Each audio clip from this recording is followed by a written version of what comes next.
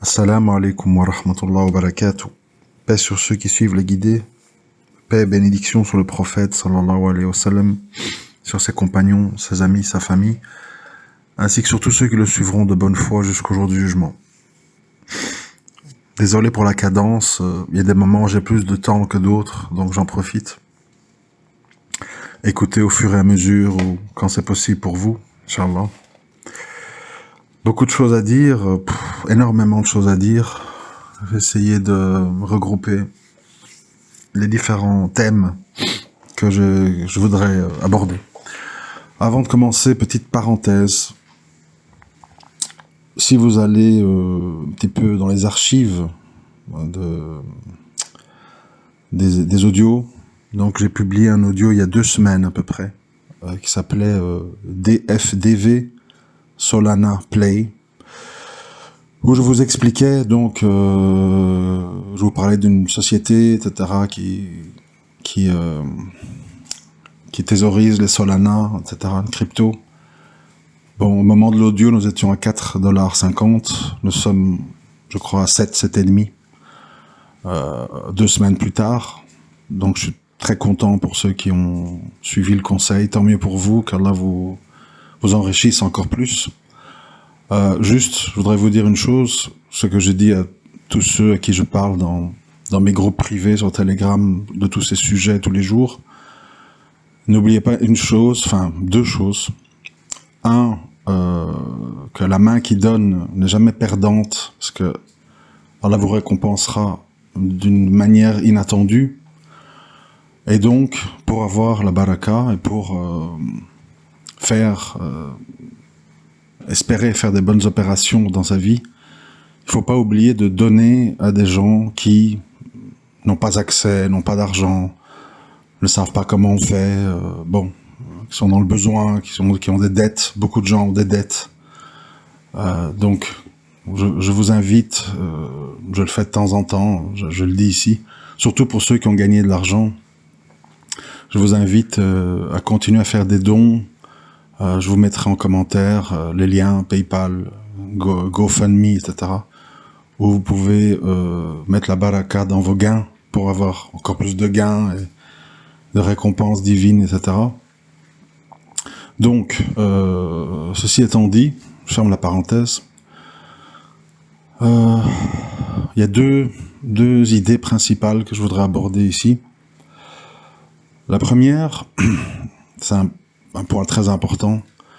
J'écoute beaucoup de gens qui parlent, des philosophes, des psychiatres, des neuropsychiatres, des chercheurs de vérité, toutes sortes de gens. Et il y a une constante, en fait. Il y a une constante qui est comme un rappel pour moi. C'est que je remarque que malheureusement, bien souvent, quand un être humain a été donné, à qui on a donné la faculté de sortir de l'ignorance, de comprendre des choses, d'avoir de la science, profane ou religieuse, malheureusement, ça s'accompagne souvent de l'orgueil et du sentiment de supériorité. Et je réalise en fait que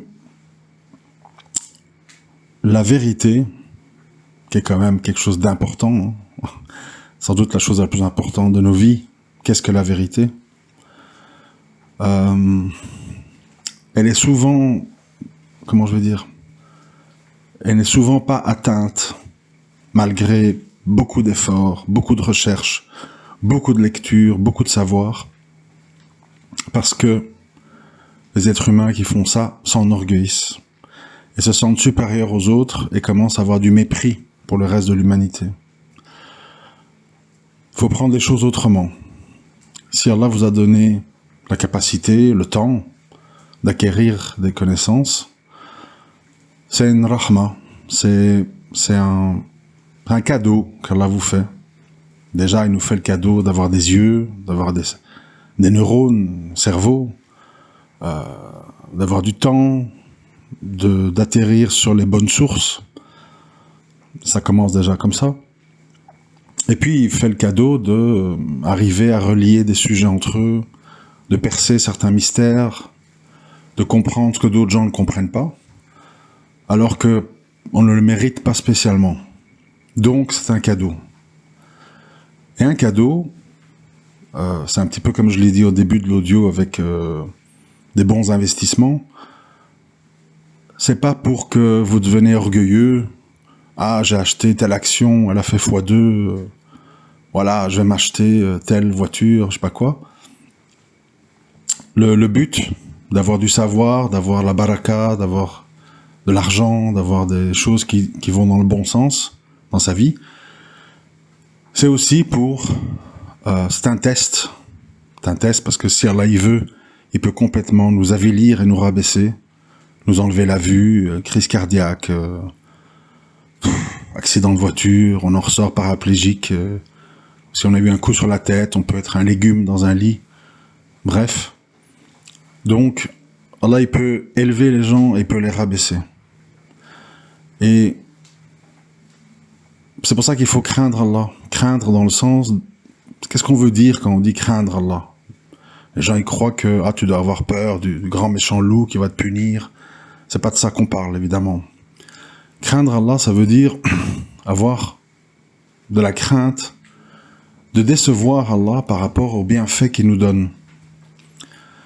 Et c'est cette crainte de décevoir qui fait que on lui obéit, pas par peur ou pas par calcul, mais parce que par gratitude. Et ça me permet d'enchaîner sur le sujet principal.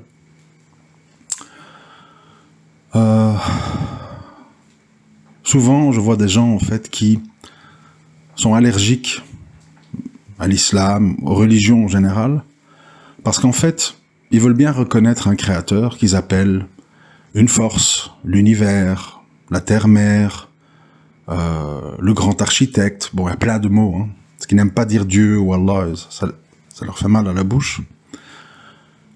Ils veulent bien reconnaître ça, mais en général, ils disent aussi les religions, c'est du bidon, c'est des inventions des hommes, c'est bourré d'interdictions, de limitations, et c'est vu en fait comme quelque chose qui est destiné aux cons et aux gens qui n'ont pas de spiritualité, etc., etc.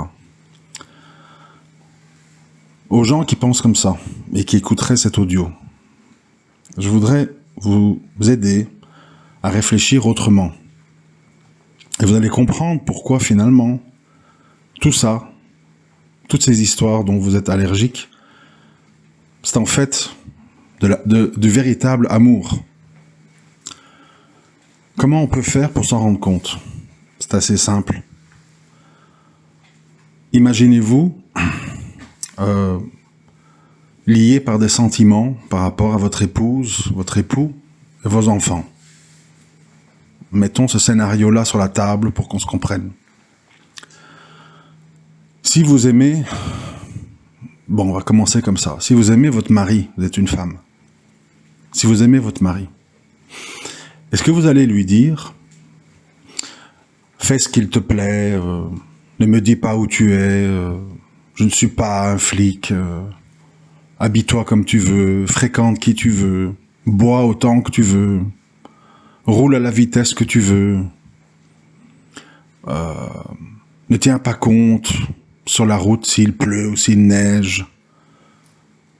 Tu es libre, je t'aime, donc tu es libre. » Si je vous dis ça comme ça, vous comprenez qu'en fait, c'est pas de l'amour, c'est du je m'en foutisme. Ça veut dire, en fait, je ne t'aime pas, vraiment. Et en fait, bon, ce qui compte, c'est que tu sois content. J'ai envie que tu sois content. Et donc, je recherche plus ton approbation et te donner un sentiment de liberté plutôt que te prouver que je t'aime. Parce que si je t'aime, je vais te dire, je vais te téléphoner. Attention, chérie, j'ai vu la météo qu'il y a des plaques de verglas. Fais attention quand tu te rends du travail. Ne roule pas trop vite, ne donne pas des coups de volant, ne fais pas ci, ne fais pas ça. Je vais dire, si tu pars à une fête, que tu n'es pas musulman, attention, ne bois pas trop, parce que après on doit rentrer avec les enfants, après la fête de mariage. Il faudrait pas qu'on ait un accident, ce serait grave. Et en plus, quand tu as bu, tu fais telle et telle bêtise, abstiens-toi de boire. Je vais te dire, écoute, telle personne, ce serait bien que tu la fréquentes plus. Elle a une mauvaise influence sur toi. Elle est toxique. Elle ramène des mauvaises choses chez nous. En gros, je pourrais multiplier les exemples à l'infini, bien sûr. En gros, je vais te restreindre. Je vais t'empêcher. Je vais te prévenir. Je vais te mettre des balises parce que je t'aime. Idem, les maris avec leur épouse. Est-ce qu'un homme qui connaît l'humanité, qui connaît comment sont les autres hommes, qui sait que dans la rue, il tourne toutes sortes de gens, il va être complètement indifférent à comment sa femme, à quelle heure elle sort, comment elle s'habille, où elle va, combien de temps elle y reste, à qui elle parle? Bien sûr que non. Il va vouloir protéger sa femme parce qu'il aime sa femme. Et donc il va lui dire, ne fais pas ça, ne va pas à tel endroit, arrête de fréquenter telle copine, ne t'habille pas comme ça, mets tes cheveux plutôt comme ça, etc., etc. Les enfants, même chose, c'est encore plus flagrant.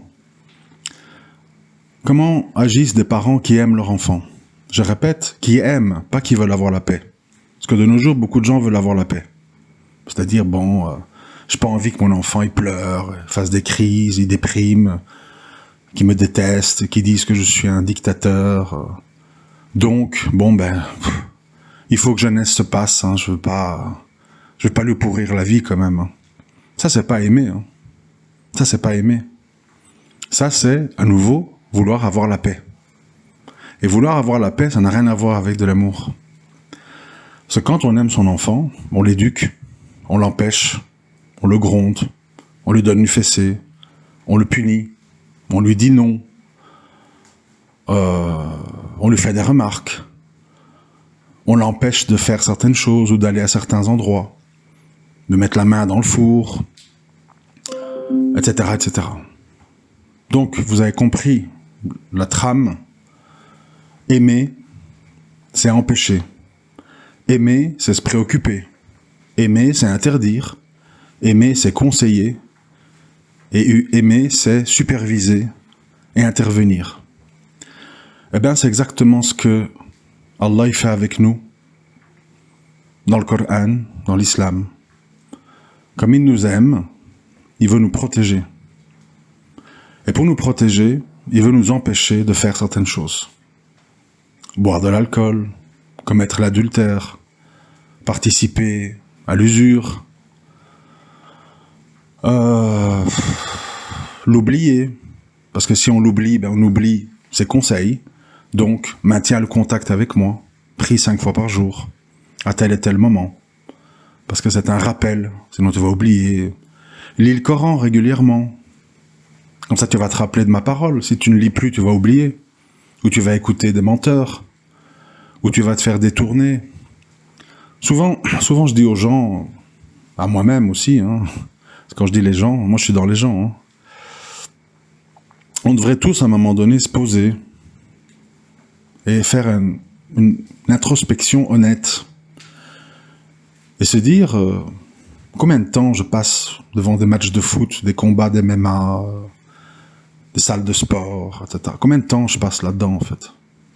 Jeux vidéo, FIFA, machin. Combien de temps? Et dans la balance, combien de temps je consacre à prier, à lire le Coran, à faire du dhikr, avoir des débats théologiques, etc. Vous allez vous rendre compte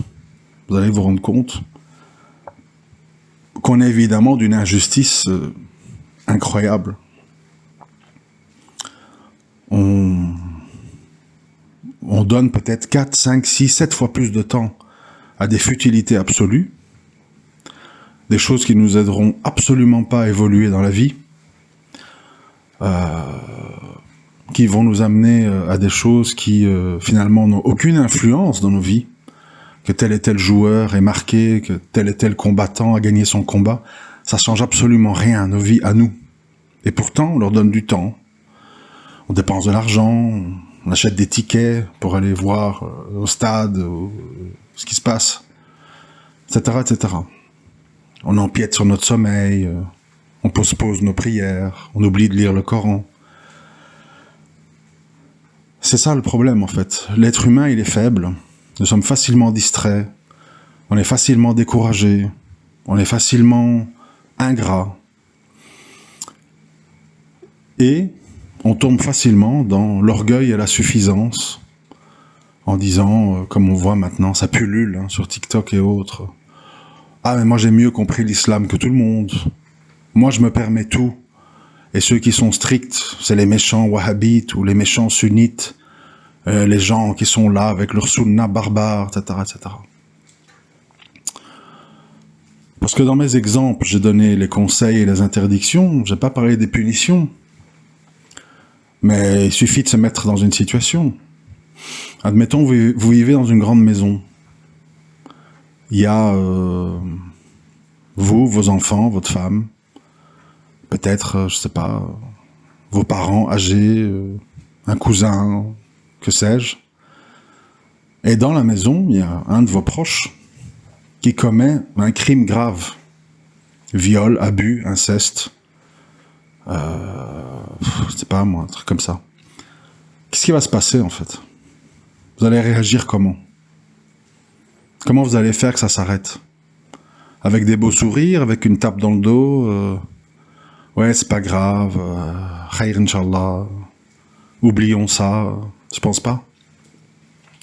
Vous allez vous dire, il faut qu'il ait quelque chose de très grave qui lui arrive pour qu'il s'arrête. Si vous n'allez pas le tuer tout court, hein, parce que bon, en général, l'être humain, on connaît les crimes d'honneur en Albanie ou en Turquie, on chipote pas, hein.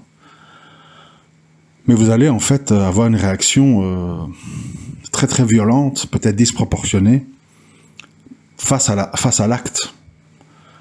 Et donc, j'ai toujours dit, quand on veut comprendre l'islam et quand on veut comprendre comment Allah s'adresse à nous, il suffit d'analyser nos réactions avec nos proches, les gens qu'on aime, et on va tout comprendre en fait.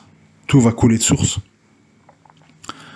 Et donc, on peut pas s'en sortir de cette histoire-là tant qu'on est cantonné dans la bien-pensance, le politiquement correct, l'ingratitude, l'orgueil. J'ai tout mieux compris. Ce que je n'aime pas est mauvais, ce que j'aime est bon. Alors qu'Allah nous dit dans le Coran, il y a des choses qui vous sont désagréables, qui sont un bien pour vous, et il y a des choses qui vous sont agréables, qui sont un mal pour vous. C'est très clairement expliqué. Donc, comment se fait-il qu'en fait on ne conçoit pas que dans la vie, parfois, il faut se restreindre, il faut s'empêcher, et il faut se méfier parfois des choses qu'on aime, mais qui sont peut-être pas bonnes pour nous. Comment, un exemple, c'est très facile. Vous avez votre fils qui ramène une femme à la maison. Il dit voilà, je suis amoureux, elle est belle, je veux absolument l'épouser. Papa, maman, organisez le mariage, etc., etc. Il vous ramène la fille. Et vous voyez la fille, vous voyez une fille, vous voyez que c'est une vicieuse, vous voyez qu'elle est pas très sérieuse, mais qu'elle est très jolie et qu'elle a charmé votre fils. Qu'est-ce que vous allez faire en fait? Qu'est-ce que vous allez faire? Vous allez empêcher, vous allez essayer de raisonner votre fils et vous allez empêcher de faire quelque chose qu'il aime. Il estime que cette fille est bien et qu'il aime. Et vous voyez que c'est pas le cas. Et donc, parfois, nous, dans nos vies, on peut faire des choix ou aimer des choses qui sont un mal pour nous. Et inversement, on peut être rebuté par certaines choses. Par exemple, quand je dois donner un sirop à mes enfants, qui est bon pour leur tout, ils aiment pas. Donc je dois me fâcher, donc je dois ceci, donc je dois cela. Parce qu'ils font confiance, c'est des enfants, mais ils font confiance à ce qu'ils aiment ou ils n'aiment pas. D'où je dis souvent, beaucoup d'enfants, si tu les laisses faire, ils vont manger des pâtes, du ketchup, des pizzas, des frites, et puis tout le reste, j'aime pas quoi. Fruits, légumes et compagnie. Et pourtant, tout le monde sait que, ce genre de nourriture-là, c'est pas conseillé de manger tous les jours, et le reste, c'est bon pour la santé. Donc, ce sont toutes des choses très simples à comprendre, pour peu qu'on est honnête, qu'on n'est pas dans sa bulle individualiste dans laquelle on dit j'ai pas besoin qu'on me dise ce que je peux pas faire, je sais c'est quoi le bien, le mal. On n'a pas besoin d'être religieux pour avoir des valeurs, enfin toutes des choses qu'on entend. Et le drame de l'humain, en fait, c'est ça. Dans beaucoup de domaines, en fait, c'est l'orgueil, toujours l'orgueil. Je disais à quelqu'un en privé, j'ai remarqué en fait que tous les gens qui parlent français comme ça, mais bon, c'est pas que les Français, hein. Il y a beaucoup d'Américains aussi. Bon, je sais pas tous les noms en tête, mais enfin, il y a des gens comme ça, ils sortent du lot, ils sont un peu critiques, ils sont un peu anticonformistes. Ils ont un certain savoir dans l'histoire, dans les civilisations anciennes, dans la psychologie humaine, dans la politique, la géostratégie, etc. Et toujours, en fait, revient la même chose. Le point commun de tous ces gens, ils sont autosuffisants, ils sont orgueilleux, et ils prennent les autres de haut. Et c'est pour ça, parce que souvent on dit, mais je comprends pas comment un type aussi intelligent, comment une femme aussi gentille n'est pas guidée. Ça nous est tous arrivé dans nos vies de rencontrer des gens comme ça, très intelligents, très profonds, des gens qui ont le cœur sur la main, et on voit qu'ils sont pas musulmans. C'est parce qu'Allah, il connaît les cœurs, et il sait que parfois, des gens qui ont l'air comme ça, très gentils, ben ça cache des cœurs parfois rebelles, orgueilleux, ou qui font les choses avec une intention qui n'est pas saine. Et c'est pour ça que nous, on ne voit pas tout. Nous, on voit que ce que nos yeux voient. On voit pas les cœurs, on connaît pas les intentions. Combien de tueurs en série, de violeurs, de pédophiles, de dealers de drogue et autres, si vous parlez à leur famille ou à leurs voisins, ah, c'est quelqu'un d'exemplaire, il avait toujours le sourire, il donnait toujours un coup de main, il avait le cœur sur la main, je ne comprends pas, ça me paraît fou. Et pourtant, il faisait des actes abominables. Mais vous ne le voyez pas, vous ne le ressentez pas. Donc, voilà, au final, toujours savoir que la vérité ne peut être approchée que par des gens sincères, humbles, qui se remettent en question, qui sont ouverts à la réforme, qui se méfient d'eux-mêmes, qui se méfient de leur âme, de ce à quoi elle peut les inciter, ou ce à quoi elle peut les faire pencher. Et ça, c'est beaucoup plus compliqué que de lire des bouquins ou de voir des vidéos pour apprendre des trucs et acquérir un certain savoir dans certains domaines. Et on voit ça partout, vous savez, on voit ça partout. Dans le milieu où je travaille, donc le milieu des traders, la bourse et tout ça, il y a plein de gens, en fait, quand une action s'écroule ou se crache parce qu'il y a une mauvaise nouvelle, ils arrivent sur les réseaux, bien fait pour vous, je vous l'avais dit, allez travailler au McDo, vous avez cramé tout votre argent.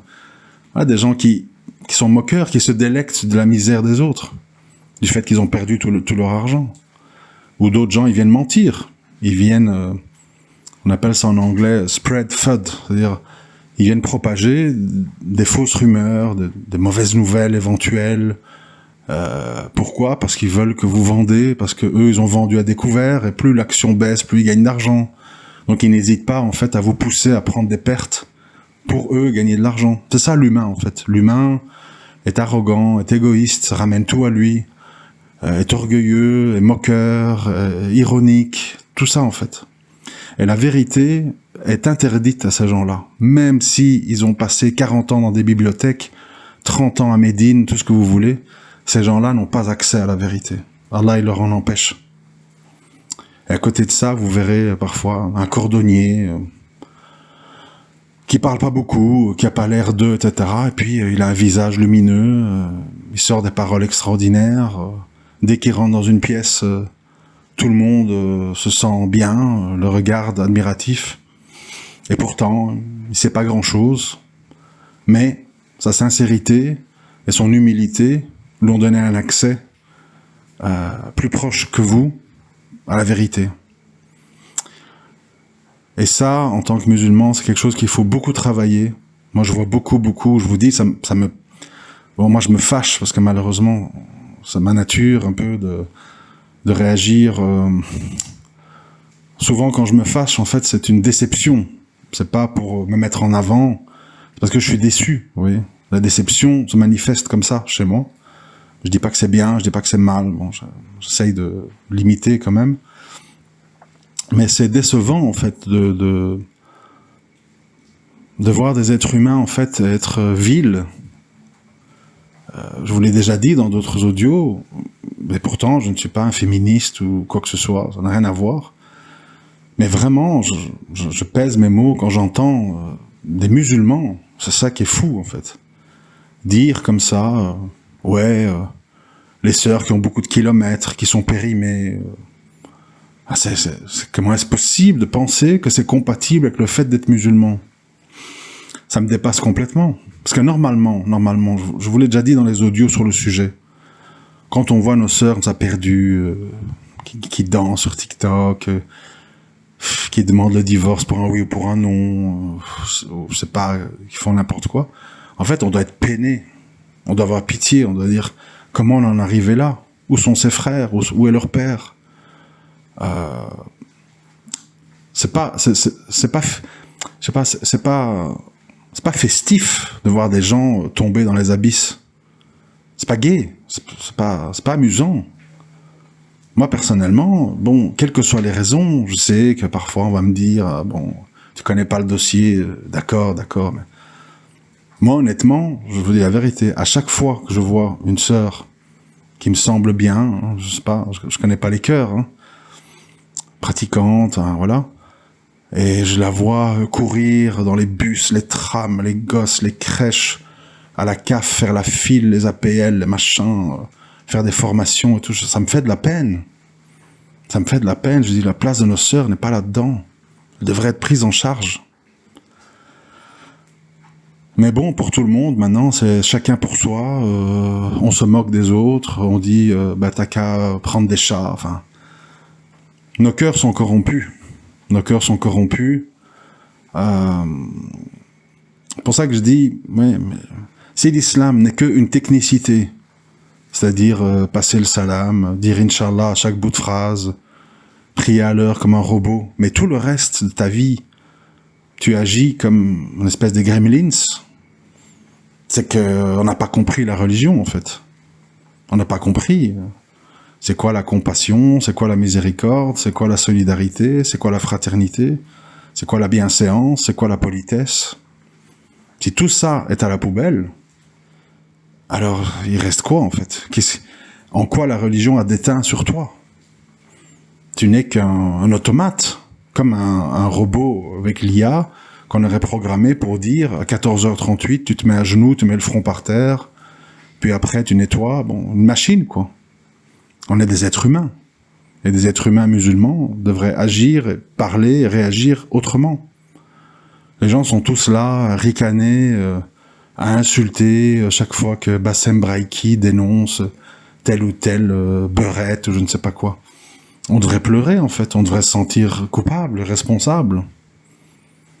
Rire de quoi, en fait? On y gagne quoi, à voir des gens qui vont être châtiés, qui vont aller en enfer ou...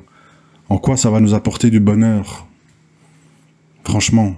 De plus, je suis persuadé que quand on va voir de quoi il s'agit, on ne le souhaitera pas à notre pire ennemi, tellement on va être abasourdi de la gravité de la situation, en fait. Mais voilà. Donc, écoutez, qu'Allah nous préserve de l'orgueil, qu'Allah nous garde dans l'humilité, qu'Allah nous donne un bon comportement et nous préserve de l'ironie, des sarcasmes, de la suffisance. C'est horrible. Ce sont des caractéristiques horribles, totalement incompatibles avec le fait d'être musulman, honnêtement. Et ceci n'a rien à voir avec le fait de condamner le blâmable. Le blâmable, on le condamne en étant triste. Moi, quand je vois le travail de sape de certains prédicateurs, dits musulmans, d'abord, je souhaite que cette personne se réforme avant de mourir, mais je suis surtout triste. une révolte, certes, mais triste. C'est pas la joie. Quand je vois Mounir et sa femme et des trucs comme ça, je ne saute pas de joie, je ne rigole pas. Je suis outré, je suis catastrophé, je suis attristé. Parce que je sais qu'il y a des gens plus faibles, moins instruits, qui ne comprennent pas et qui tombent dans le piège, en fait. Et voilà. Bon, je dis ça, mais ça peut être plein d'autres choses, hein. Parfois, je vois des frères qu'on appelle salafis littéralistes ou quiétistes, hein, c'est au choix. Je vois les frères, ils veulent bien faire, sont très carrés, etc., etc. Ils se rendent pas compte, des fois, qu'ils sont contre-productifs, en fait. Qu'ils sont à côté, qui n'emploient pas les bons mots, qu'ils ont une attitude qui fait peur, où les gens deviennent hypocrites devant eux parce qu'on a peur de leurs commentaires. Et ils ratent l'objectif, en fait. Ils ratent l'objectif. Mais ils pensent bien faire, donc c'est attristant, en fait. C'est attristant. Et ça, c'est valable pour plein de trucs, hein. Les frères qui veulent tout le temps la guerre. Bon, ils se rendent pas compte qu'est-ce que ça veut dire, les conséquences, les familles, la misère, les morts, les blessés. Et ils sont là, ouais, mais bon, Allah a dit, verset, hadith, etc. Et ils sont auto-convaincus, en fait. Et tu vois qu'ils se trompent, qu'ils sont pas dans le bon timing, ils parlent pas de ça dans les bonnes circonstances. Et c'est attristant, quoi. C'est attristant parce que, voilà, tu sais que ça va attirer des gens, tu sais qu'ils vont faire des bêtises, et tu sais que parfois les conséquences sont gravissimes pour d'autres gens autour d'eux aussi. Donc voilà, mais bon, essayons déjà de nous occuper de nous-mêmes, il y a déjà beaucoup de travail. Mais voilà, je voulais un petit peu vous faire ce petit rappel, une petite demi-heure. À très bientôt, Inch'Allah. Assalamu alaikum wa rahmatullahi wa barakatuh.